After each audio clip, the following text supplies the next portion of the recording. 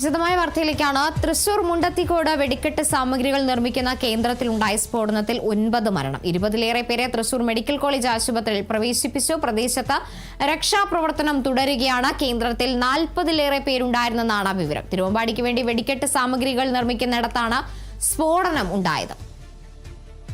വിവരങ്ങളുമായി ഡി ബിനോയ് ചേരുന്നു. ബിനോയ്, എന്തായാലും ഇപ്പോഴും രക്ഷാപ്രവർത്തനം പുരോഗമിക്കുന്ന സാഹചര്യമാണുള്ളത്. നിലവിൽ 9 മരണമാണ് സ്ഥിരീകരിച്ചിരിക്കുന്നത്. ഏറ്റവും ഒടുവിൽ ലഭ്യമാകുന്ന വിവരങ്ങൾ എങ്ങനെയാണ്?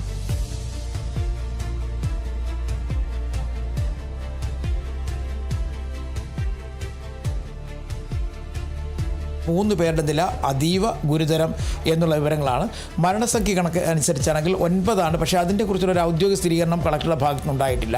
ഇതിനിടയിൽ അവർക്ക് തരുന്ന വിവരമനുസരിച്ച് ഈ മൊത്തം തൊഴിലാളികൾ 30-നും 40-നും ഇടയ്ക്ക് വരും എന്നുള്ളൊരു കണക്കാണ് ലഭ്യമായിട്ടുള്ളത്. അതിലൊരു 6 പേർ ഈ അപകടം നടന്ന സമയത്ത് ഇല്ലായിരുന്നു. അവർ പുറത്ത് ഒക്കെ പോയതാണ്, വെള്ളം കുടിക്കാനോ മറ്റോ പുറത്തേക്ക് പോയിരുന്നു.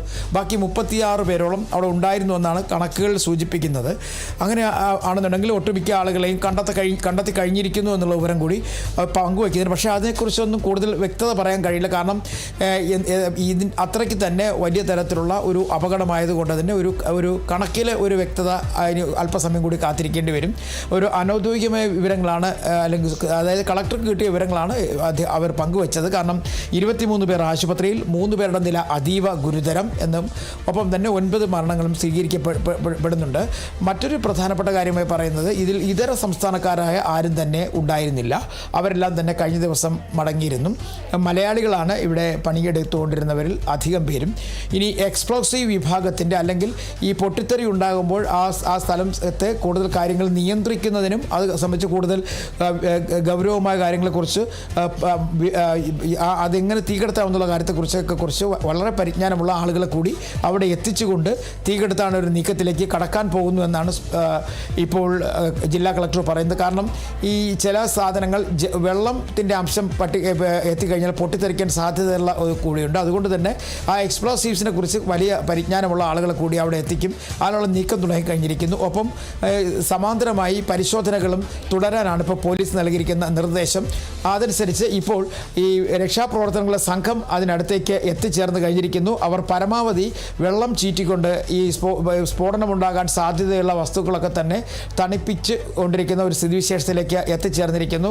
ഇനി ഒരു അഗ്നിബാധ ഉണ്ടാകാനുള്ള സാധ്യത കുറവ് എന്നുള്ള വിവരങ്ങളാണ് പുറത്തു വരുന്നതെങ്കിൽ തന്നെ പുറത്ത് ഉള്ള അല്ലെങ്കിൽ ഈ രക്ഷാപ്രവർത്തനങ്ങളിൽ ഏർപ്പെട്ടിരിക്കുന്ന ആളുകളെ അല്ലാതെ മറ്റാരെയും തന്നെ ആ ഭാഗത്തേക്ക് കടത്തിവിടുന്നില്ല.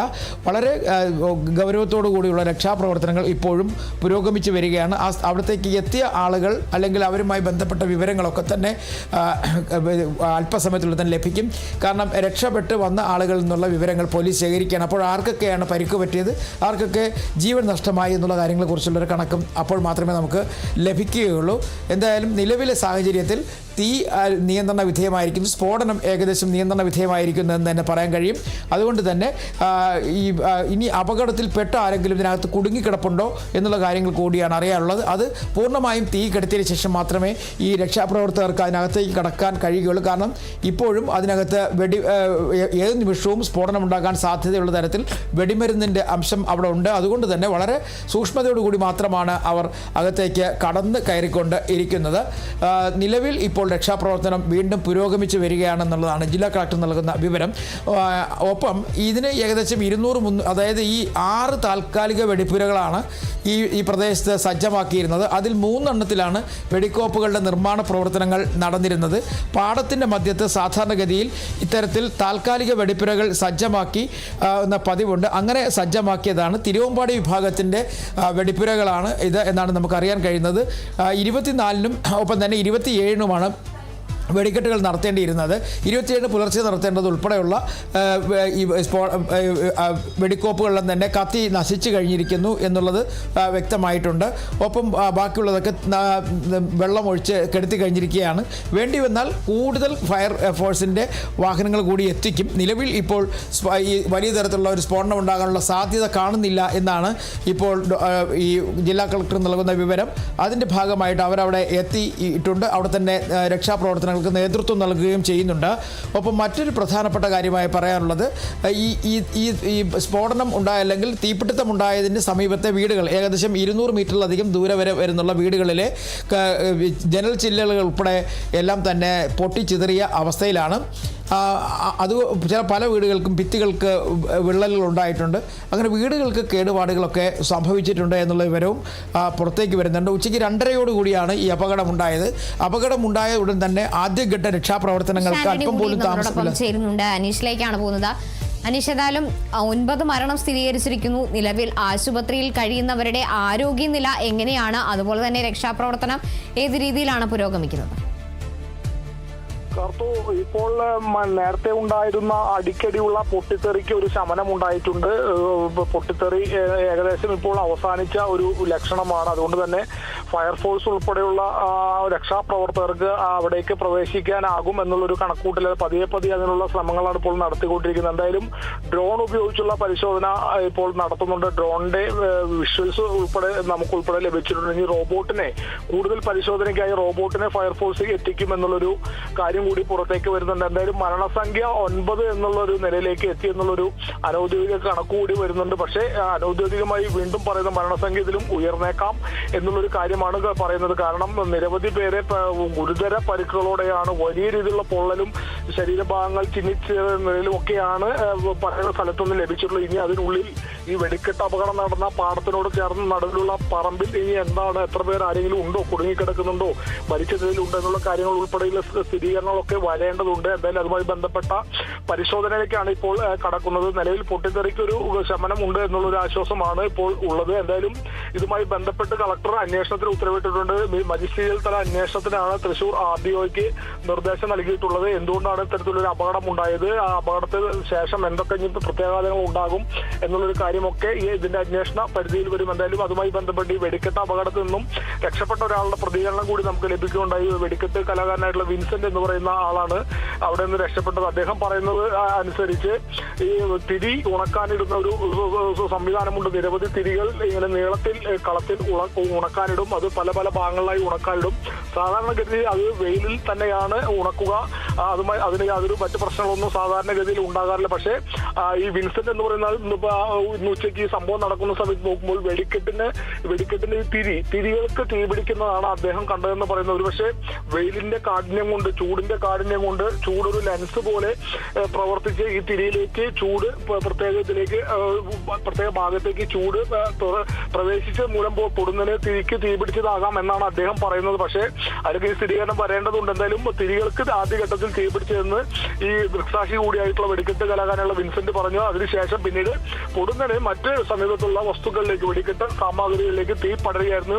ഇതിനോടകം തന്നെ വിൻസെന്റ് അവിടെ നിന്നും ഓടി രക്ഷപ്പെടുകയായിരുന്നു. അതുകൊണ്ട് തന്നെ അദ്ദേഹത്തിന് കാര്യമായി യാതൊരു പരിക്കുകളും ഇല്ലാതെ അദ്ദേഹത്തിന് രക്ഷപ്പെടാനായി. പക്ഷേ ഇവിടെ ഉണ്ടായിരുന്ന ആളുകൾ 40-ലധികം ആളുകൾ പണിക്കാരായി ഉണ്ട് എന്നുള്ളൊരു വിവരമാണ് അദ്ദേഹം പറയുന്നത്.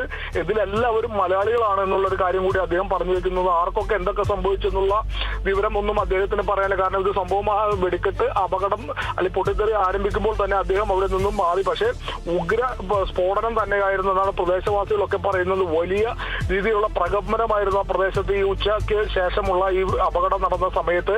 കാരണം നമുക്കറിയാം വെടിക്കെട്ട് തൃശ്ശൂർ പൂരങ്ങൾ അടുത്ത് നിൽക്കുകയാണ്. 24 വൈകിട്ടാണ് സാമ്പിൾ നിശ്ചയിച്ചിട്ടുള്ളത്. തൊട്ട് 2 ദിവസം കഴിഞ്ഞാൽ പൂരം കഴിഞ്ഞ് പിറ്റേ ദിവസം പുലർച്ചെയാണ് പ്രധാന വെടിക്കെട്ട്. അതിനൊക്കെയുള്ള സാമഗ്രികളാണ് ഇവിടെ അവസാനഘട്ട ഒരുക്കത്തിലുള്ളത്. അതുപോലെ നമുക്ക് ഊഹിക്കാവുന്നതേ ഉള്ളൂ. അത്രയധികം വെടിക്കെട്ട് സാമഗ്രികളൊക്കെ ആ വെടിക്കെട്ട് പുരകൾക്കുള്ളിലുണ്ട്. ആ പാടത്തിന് നടുവിൽ ഉള്ള പറമ്പിലാണ് വിവിധ ഭാഗങ്ങളിലായി 4-5 വെടിക്കെട്ട് പുരകൾ ഉള്ളത്. ഓരോ വെടിക്കെട്ട് പുരകളിലും ഓരോ തരം സാമഗ്രികളാണ് ഉണ്ടാക്കുന്നത്. അവിടെയാണ് ഇത്തരത്തിൽ വലിയൊരു ഉഗ്ര സ്ഫോടനം നടന്ന പ്രദേശത്ത് വീടുകളിലെ ജനൽച്ചില്ലുകൾ ഉൾപ്പെടെ തകർന്നു. അതിൽ പലർക്കും പരിക്കേറ്റിട്ടുണ്ട്. എന്തായാലും പരിക്ക് ഏറ്റവരെ 25-ലധികം പേരെ തൃശൂർ മെഡിക്കൽ കോളേജ് ആശുപത്രിയിലേക്ക് എത്തിച്ചു. ജില്ലയുടെ വിവിധ ഭാഗങ്ങളിൽ നിന്നും 100കണക്കിന് ആംബുലൻസുകളാണ് ഇവിടേക്ക് രക്ഷാപ്രവർത്തനത്തിനായി എത്തിയത്. മാത്രമല്ല ഫയർഫോഴ്സ് സംഘം വടക്കാഞ്ചേരിയിൽ നിന്ന്, തൃശ്ശൂരിൽ നിന്നും ഉൾപ്പെടെ വിവിധ ഭാഗങ്ങളിൽ നിന്നുള്ള ഫയർഫോഴ്സ് സംഘം വിവിധ യൂണിറ്റുകൾ എത്തിയിട്ടുണ്ട്. നിരവധി പോലീസ് ഉദ്യോഗസ്ഥർ, തൃശ്ശൂർ സിറ്റി പോലീസ് കമ്മീഷണർ, അതുപോലെ DIG ഉൾപ്പെടെയുള്ള ഉന്നത പോലീസ് ഉദ്യോഗസ്ഥർ എത്തിയിട്ടുണ്ട്. ഇനി മന്ത്രി വി വാസവൻ, അതുപോലെ തന്നെ K രാജൻ ഉൾപ്പെടെയുള്ള മന്ത്രിമാർ ഇവിടേക്ക് എത്തുമെന്ന് അറിയിച്ചിട്ടുണ്ട്. എന്തായാലും ജനപ്രതിനിധികൾ ഉൾപ്പെടെ നിരവധി പേരെ ഇവിടെ സംഭവസ്ഥലത്തേക്ക് എത്തിയിട്ടുണ്ട്.